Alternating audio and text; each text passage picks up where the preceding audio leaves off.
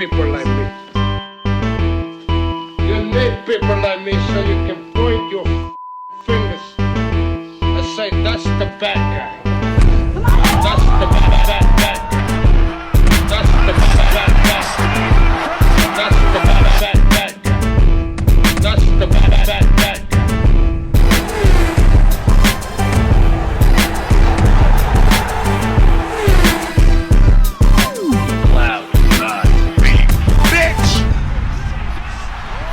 Welcome to the motherfucking relay. We're covering today's top boxing news. Okay, we'll start with this. A bit of unfortunate news in reference to what was supposed to be Raven Chapman's Queensberry Promotions debut. This was supposed to be her first fight under the banner, having signed recently to them. Fight's postponed. Raven posted this to her Instagram account, and it reads, "Got it to announce that the entire boxing show on Friday with BT Sport has been postponed. We're waiting for a new date and we'll let you know ASAP. Thank you to everyone who has bought a ticket or was going to watch live. If you've bought a ticket, there will be the option to move the ticket to the new show or you will be refunded." That's unfortunate. Won't lie to you.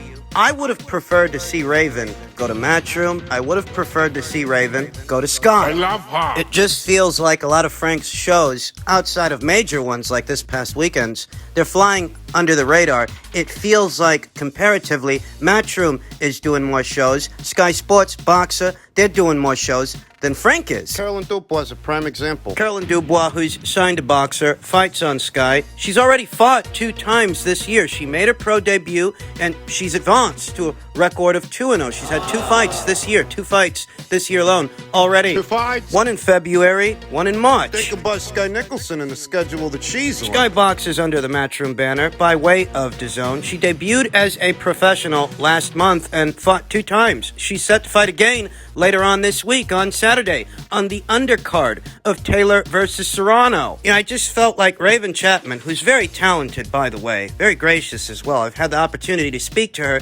here on the channel 2 times. I just feel like she'd be a busier fighter and a more active fighter if she were fighting on those platforms. I love her. Under those promotional banners, because the boxers that do, they're keeping busy. It's a bit of a rocky start. Raven's tenure at Queensberry Promotions, this was supposed to be her maiden voyage, her first fight under the banner, and the show was pulled. I just hope it gets rescheduled because I'd like to see her in action. I love her. Another news, another Undisputed title fight set to go down this weekend on the undercard of the Undisputed Taylor versus Serrano showdown. The Undisputed super middleweight title fight between reigning unified champion Franchon Cruz Of America. reigning unified champion Eileen Cederroos. Of Sweden. An excellent fight, a tasty fight, the best fight, the very best fight today's super middleweight division has to offer. And I've said this before, I'll say it again here and now. Whoever wins this fight will be a person of interest for the winner of Shields versus Marshall. once the smoke settles and a winner emerges. The winner of this fight will be a person of interest, I think,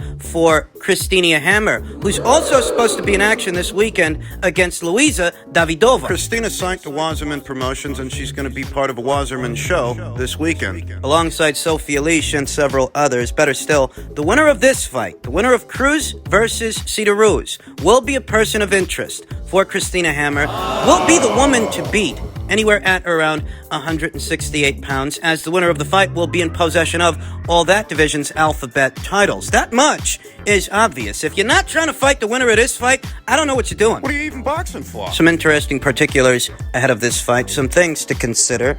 Both fighters, they've been a bit inactive, both Eileen Cederroos and Franchon Cruz, and we'll get into that and how I think that may be a factor in the actual fight in our full fight breakdown later on this week. What I wanted to touch on now is the fallout from the fight, the after effects. The winner of this fight is set to emerge on the Ring IQ pound-for-pound list in the bottom tier based on who's there right now, what fighters are ranked, and what accomplishments got them there. The winner of this fight will emerge. Likely at number 8 or number 9. This will be a bit of a refresher. We know that Katie Taylor and Amanda Serrano, they're both ranked on the Ring IQ pound-for-pound list. They both are.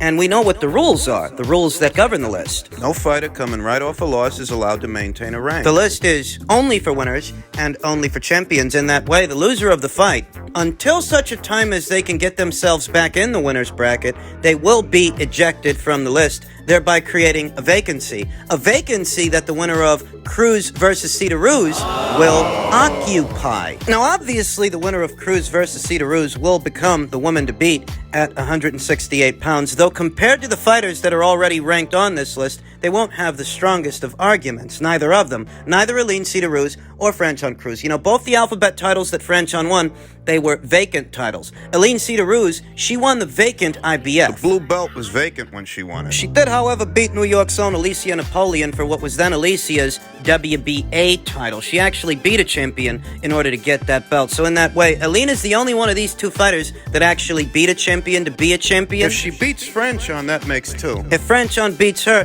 that's one. That'll be the first active reigning world champion that Franchon took belts from. She would be the first active reigning world champion that Franchon has beat. Just some things to consider ahead of this weekend's Undisputed Super Middleweight Showdown, and, you know, where the winner of the fight, depending on who the winner is, where they might emerge on the Ring IQ pound-for-pound list. It's definitely going to be in the bottom tier. It is. It's going to be a fun fight. Believe you me, it won't be a thinking woman's fight, because both Franchon Cruz and Aline Cederroos, they like to punch, and they are both hard punchers. Yeah, I get the sense it's going to be a brawl. It's going to get messy, and I'm looking forward to it. The winner of the fight will emerge on the Ring IQ pound-for-pound list. It's just a question of where and who's it going to be. In other news, WBC President Mauricio Sulaiman stated Wilder is weighing up plans for the future. I'm sure he'll be back. Do those plans he's weighing up include coming back? The WBC has left the door open for him, quite dubiously, I might add, still ranking him as the number one guy in their ranked standings in spite of losing 2 back-to-back contests in the last 2 years to the same guy, Tyson Fury. What about the other ranked fighters and their sanctioning fees? Mauricio Sulaiman stated he's taking it easy. He's weighing up his plans for the future. He had a very busy reign as a champion. 2 knockout losses to Tyson Fury. Difficult, but he's matured and he's doing very well, Sulaiman said to Sky Sports. He's having a good time with his wife. He's enjoying his life, but I'm sure he'll be back. He's one of those fighters that you rarely see in the ring that has the ability to knock somebody out with just one punch, and he's had many exciting fights. He's a great fighter and a great person. We get an ATA on his comeback, though. Because what's going on right now is you got guys in those WBC ranked standings paying you a percentage of their purses for a chance to fight for that title.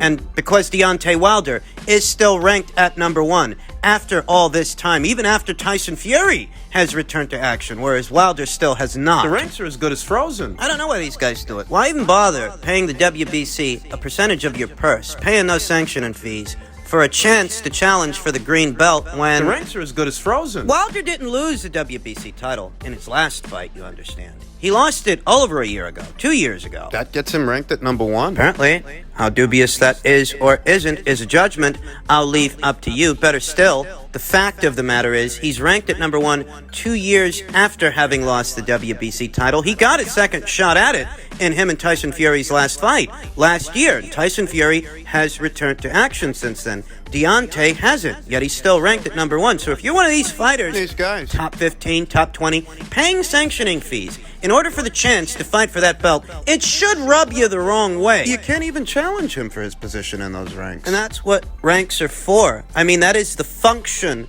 that these alphabet organizations, that's the function they're supposed to perform. Structuring the pecking order in order to ensure that ranked contenders get a shot at the title. Otherwise, what the hell are you giving these guys your money for? Why give them a percentage of your purse if the ranks are frozen? Why give them a percentage of your purse if you can't even challenge Deontay for that number 1 spot? He's going to hold it whether he's fighting or not, whether he rebounds or not. Yeah, it's sketchy to say the least. I don't care about your sentimentality, and in truth, neither should the WBC, neither should Mauricio. Mauricio, least of all. It's not supposed to be personal. It's supposed to be business. It's not supposed to be based on whether or not you think Deontay's a nice guy. Ranked behind Deontay are Joe Joyce and Joseph Parker.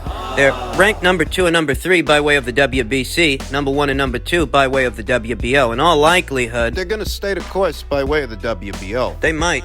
And if they do, the next 2 guys ranked behind them are Cuba's own Frankie Sanchez and former unified champion Andy Ruiz. Now, as far as I know, Andy still trains out of the Eddie Reynoso gym alongside Frankie Sanchez. So I don't actually imagine those two guys would fight. I don't actually imagine both of those guys would share the same ring, not fighting out of the same gym. And Andy's supposed to be fighting Luis Ortiz this summer anyway. Andy ranks in at number 5. Luis Ortiz ranks in at number 7. 2 fights you want to pay attention to that are set to go down this summer. Joe Joyce versus Joseph Parker and Andy Ruiz versus Luis Ortiz. That could cause some movement in the WBC's ranked standings, though currently Joe Joyce and Joseph Parker, they are ranked ahead of Andy Ruiz and Luis Ortiz. So what if that fight happens before Ruiz versus Ortiz? What if the cucumbers taste better pickled? Your guess is as good as mine, but that's the current situation. Smoking Joe Parker and Smoking Joe Joyce, they're ranked ahead of both of those boys, and if they end up fighting before them,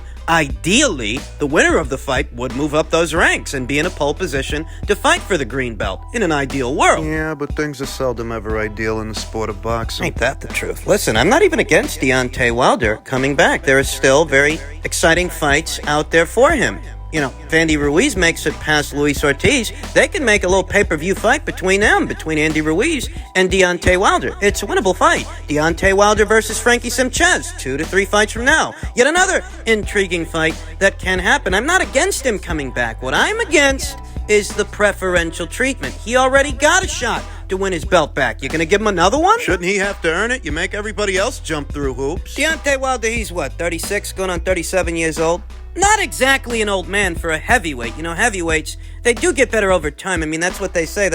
And he's not exactly an old heavyweight per se. But when you're talking about Wilder, you are talking about a guy who, by his own admission, stated he's had over 7 surgeries to the same arm. He said that over 2 years ago. I think he's had another 1 or 2 surgeries to that same arm. Since then, we know he suffered 2 back-to-back losses, 2 back-to-back shellackings. We often talk about the psychological damage in association with his 2 losses to Tyson Fury. But there is physical wear and tear there as well. You gotta think about that too. After the second fight, ahead of what ended up being the third, I told you right here on this channel. You know, Deontay Wilder, he ended up firing Mark Breland, who threw the towel, pulled him out in the second fight. And I told you right here on this channel, the only real difference between a second fight and a third fight is in the third fight, Mark Breland won't be there to save him. The beating he suffered in the third fight was worse than the one he suffered in the second. Wilder, he was angry that Mark Breland pulled him out of that fight. He was angry about that. He wanted to go out on his shield. He wanted the chance to, and that's what he got in the third fight. The beating he sustained there was worse than what he suffered in the second fight. It wasn't a cold knockout, I should say. It wasn't akin to what we saw this past weekend where Tyson Fury lands a peach of an uppercut and that pretty much sealed the deal and finished the fight. No, Wilder took a lot of punishment, took a lot of punches He did. before Tyson Fury put him down and kept him down. Beating like that can take years off your career, let alone 2 beatings like that. 2 shellackings, back-to-back, in sequence. So these are the things you got to think about when you broach the proposition of Deontay Wilder returning. Not just the psychological damage and how that might affect him, but the physical state of him as well, the physical state of the fighter. We'll see if he comes back. We can't rule it out. Doors open. Just in keeping with the theme of heavyweight news, Eddie Hearn said this on Tyson Fury. He says, he's the best heavyweight on the planet. He could be a generational great. But with victories over Deontay, Vladimir, Dillian, please don't talk about him in the same breath as Muhammad Ali and Joe Frazier. Tyson Fury's 33 going on 34 years old. Yeah, Rocky Marciano. Rocky was about 32 years old when he retired. Brockton Blockbuster's last fight was against the late great Archie Moore. 32 years old at the time that he retired. 49 wins, no losses, no draws. 49 fights. As opposed to Tyson Fury's 32 wins, no losses with 1 draw. A draw that most people feel should be a 33rd victory. A draw that most people feel was really a win that he was robbed of. Better still, even with that, even if that would have been a W in the column, 33-0 to 49-0. He's supposed to be the greatest heavyweight of all time. Based on what, his record? Based on beating Vladimir Klitschko when Vladimir was on his way out. Based on beating Deontay Wilder. Wilder didn't beat anybody good. In about 10 years, he only fought 3 top 10 fighters. And out of the 3, he only beat 2. Who else did Tyson Fury beat? He beat Derek Chisora, his domestic rival at the time. And those 2 wins are solid victories as far as I'm concerned. The 2 victories over Derek Chisora. The recent victory over Dillian Whyte. That is a solid victory as well, because we know that here today, Dillian Whyte is ranked as a top 10 fighter. See, I'm not telling you that Tyson Fury ain't got a solid resume. Perhaps one of the more solid resumes in today's heavyweight division. The most. That he has. But that's solid resume doesn't necessarily elevate him to Joe Louis, Muhammad Ali. Tyson Fury's never been undisputed. They have. Tyson Fury doesn't have as many title defenses as a Joe Louis, as a Larry Holmes. What, title defenses don't matter anymore? They mattered when it was about Gennady Golovkin. Big part of the reason he was rated so highly in his heyday was how many consecutive title defenses he had. What, that unit of measure, it doesn't apply to Tyson Fury? Just seems like a lot of things don't apply to Tyson Fury. His fans, his core supporters, they didn't think much of Dillian White. They trashed him all the way leading up to this weekend's fight. They did. They didn't have a high opinion of that guy. Only so that when Tyson Fury beats that guy they don't think is a good fighter, they don't have a high opinion of, that elevates him to GOAT status. You guys are giving that away too easily. Recency bias and the nonsensical fandom we often see associated with a fighter when he's doing good, really good. That's what Tyson Fury's doing right now. You can't take that away from him. People forgot all about that Kinahan stuff. They were grilling him for that stuff the week of the fight, asking him rather uncomfortable questions. They forgot all about that as soon as he knocked out Dillian White, and that's all right. That's fine. Was expected. This is the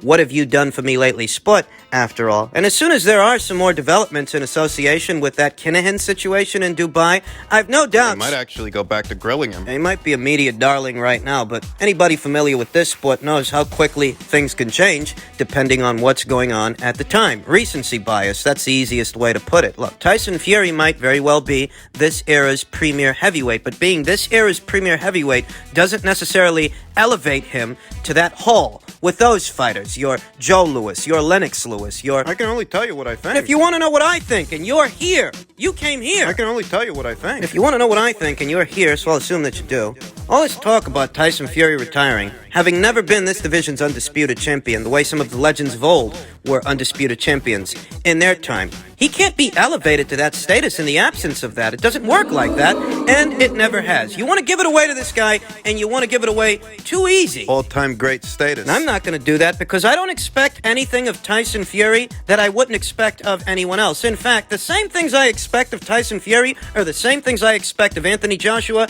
and Alexander Usyk. It's not an unfair bar of standard. You want to be considered an all-time great, you got to do all-time great things. It's not an unfair bar of standard. Is it unfair to insist that Tyson Fury stick around just a little while longer for the winner of Joshua versus Usyk? You're telling me that's too much to ask while you're elevating this guy to all-time great status. Why? Because he beat Dillian White? Who you guys don't think is a good fighter anyway. Fury's not old, especially not old for a heavyweight. He's 33. 33, going on 34 years old. Joshua versus Usyk 2 is set to go down this summer, and you're telling me it's too much to ask Tyson Fury stick around a while longer to take on the winner of that fight? Oh, he's got to leave now. Think about the guys that are so gung-ho for Tyson Fury to call it a career now. His biggest supporters, his biggest fans. You want to know what that is? They want him to leave now, while he's unbeaten. It's the greatest fucking thing they ever saw. They want him to retire. Because it's easier to sell him as an all-time great, so long as he's unbeaten. Nervousness is what that is. Think he's an all-time great. Your favorite fighter in this era. He's only 33 years old. You big boxing fan, you. And what you want is for him to get the hell out of Dodge. What you want